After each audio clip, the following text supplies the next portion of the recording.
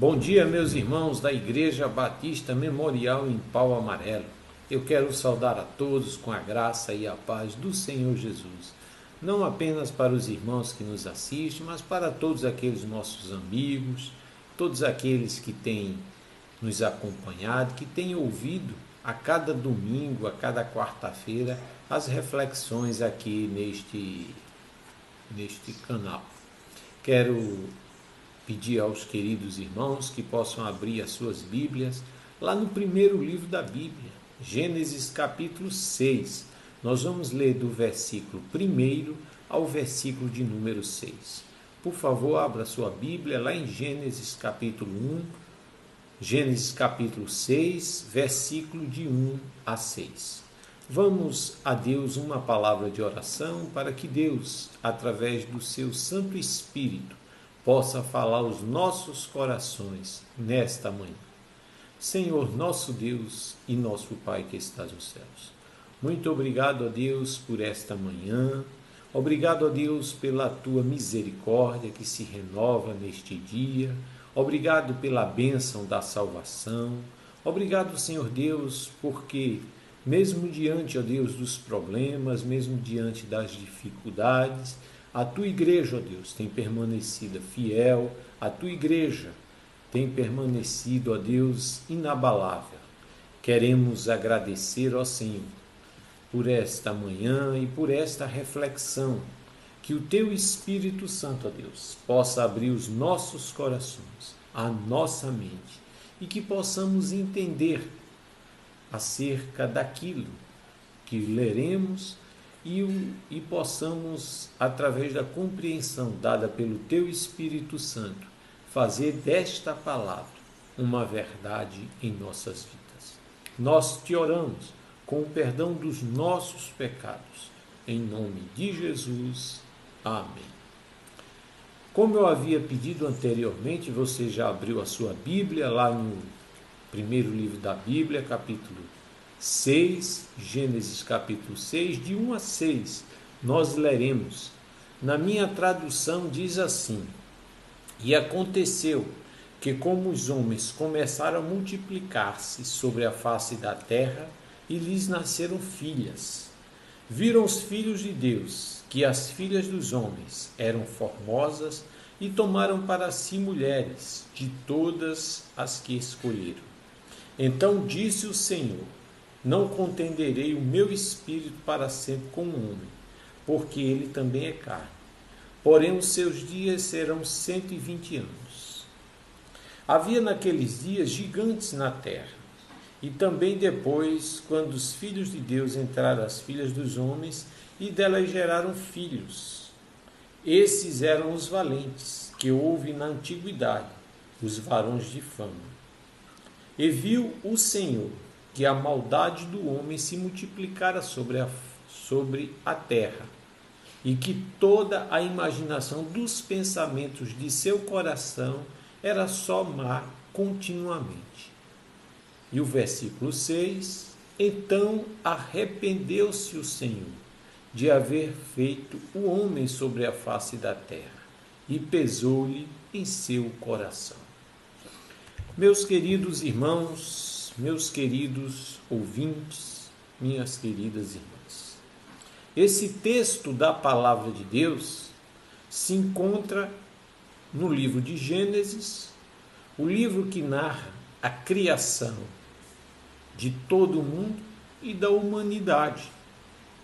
Esse texto é um texto que tem criado algumas interrogações nas pessoas, porque parece que aqui o autor ele utiliza uma linguagem que muitas vezes nos dá vazão para interpretarmos de uma forma que não é aquilo que a palavra de Deus verdadeiramente nos quer falar. Alguns pensam que o texto aqui, quando fala os filhos de Deus e as filhas dos homens, né, são seres diferenciados, né? Então havia os filhos de Deus e os filhos dos homens? Não. O que alguns interpretam é que os filhos de Deus será justamente aquele grupo de pessoas que passaram a observarem com cuidado a vontade e a perspectiva divina, enquanto houve outros que se corromperam. Então, tanto é que o título desta perícope é a corrupção geral do gênero humano. E o interessante é que quando nós falamos de corrupção geral da humanidade, nós não vislumbramos apenas neste momento. A corrupção, ela entrou na humanidade. O pecado, a partir do momento que entra na humanidade, ele produzirá efeitos para toda a vida enquanto o homem aqui existir. Então nós entendemos que em todo o tempo quando nós estivermos vivendo sobre esta face da terra, nós teremos um sentimento, vamos dizer, não vou dizer assim maligno, mas eu vou dizer um sentimento humano de egoísmo, um sentimento humano de vontade própria, um sentimento humano de querer diferenciar-se. Mas o que eu queria refletir nesta manhã, com todos aqueles que nos ouvem, é sobre o que é o coração humano. De que forma o coração humano pode levar o homem. Porque aqui diz que a palavra de Deus, a maldade se multiplicou sobre o coração do homem, e Deus, na sua infinita misericórdia, entende que essa maldade, entende que essa corrupção, ela produzirá efeitos nocivos, efeitos drásticos sobre a nossa vida. E quando alguns interpretam, e Deus se arrepende? Ora, e Deus tem coração? Eu sempre gosto de dizer que essa é uma linguagem que nós entendemos que se chama o antropopatismo. É atribuir sentimentos humanos a Deus. Deus não é homem. Deus ele não tem coração, Deus ele não se arrepende. Todavia, é uma forma que o escritor e que Deus procurou se mostrar ao coração humano, do quanto ele fica triste, do quanto ele se lamenta, se assim nós podemos dizer, né? Utilizando também outro sentimento humano, da maldade e do desvio do homem da sua palavra. E o Senhor Jesus, lá em João capítulo 2, versículo 25, dá uma prova tão clara de que Deus conhece o nosso coração, que Jesus ali depois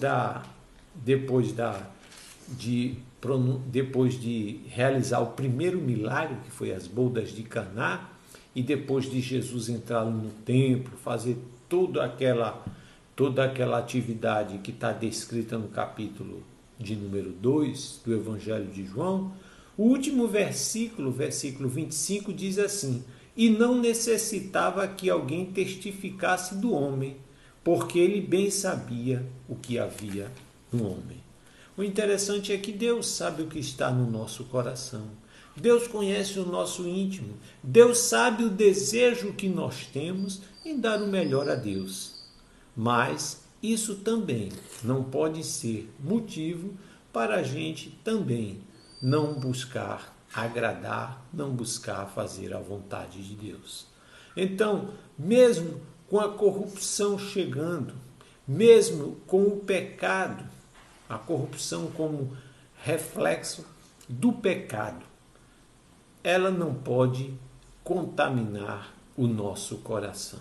E Jesus vai dizer também lá em Lucas capítulo 16, versículo 15, quando ele diz lá aos fariseus: a lei e os profetas duraram até João.